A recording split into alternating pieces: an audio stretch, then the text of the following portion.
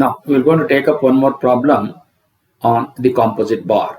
The composite bar shown in figure is subjected to a tensile force of 30 kilonewton.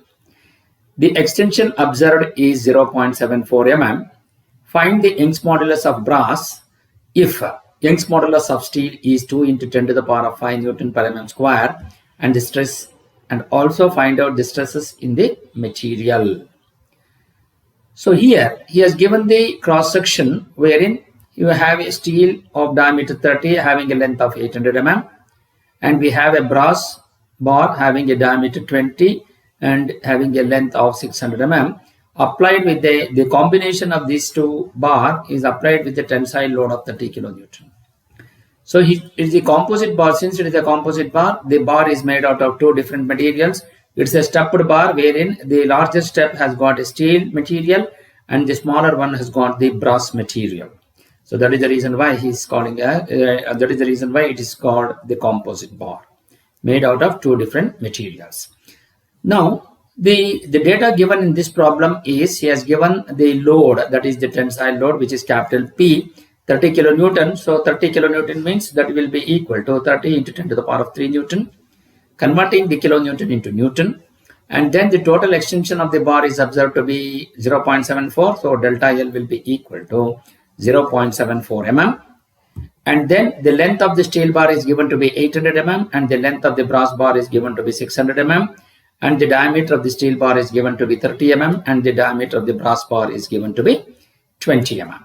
Now, first we are going to find out, so what is the given problem? Since he is asked to find out the Young's modulus, so first the formula for the Young's modulus E is the stress by strain.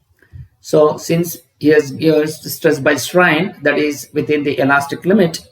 So here the strain, once it comes, then we need to find out the extension, that is the total extension, that is the extension delta L by L is the strain. So since we need to find out the delta L, so the total extension of the bar is delta L will be equal to extension of steel bar plus extension of the brass bar. So that means he has given the total extension is given, since the total extension will be equal to sum of the individual extensions of the steel and the brass bar. So that is the reason why we have the extension in steel bar plus extension of brass bar. So since it is the applied load is the tensile, so that is the reason why we call it as the extension, because we are going to get the tensile strain. So here delta L will be equal to delta LS plus delta LB.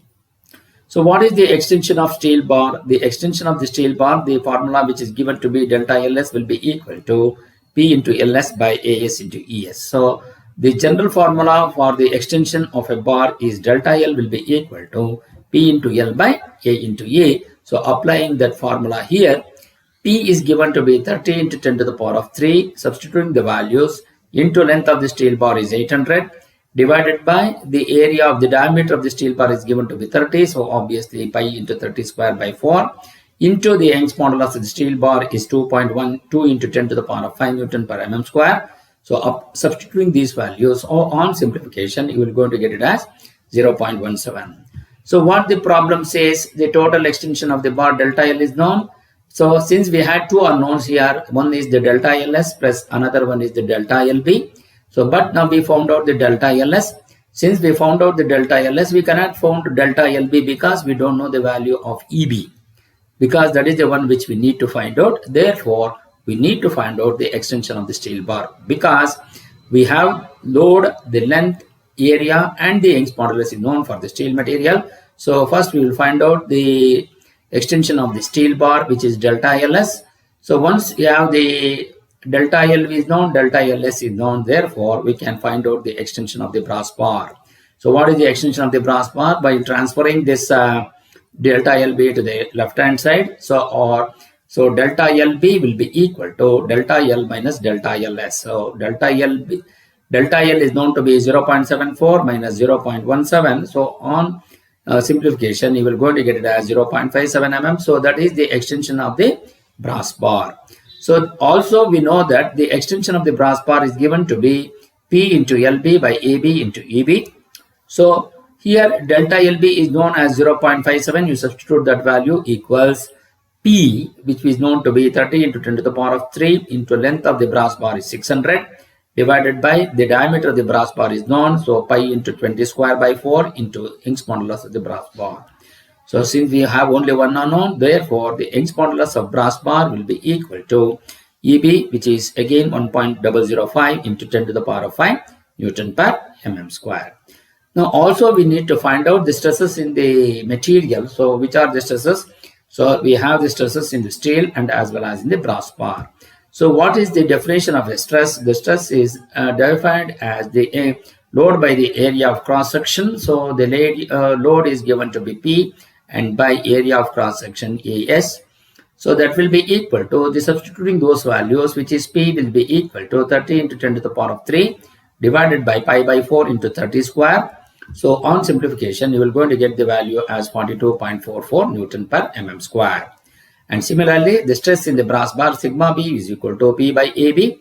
That will be equal to load is 30 into 10 to the power of 3 by AB, which is pi by 4 into 20 square. So on simplification, you will going to get it as 95.5 Newton per mm square.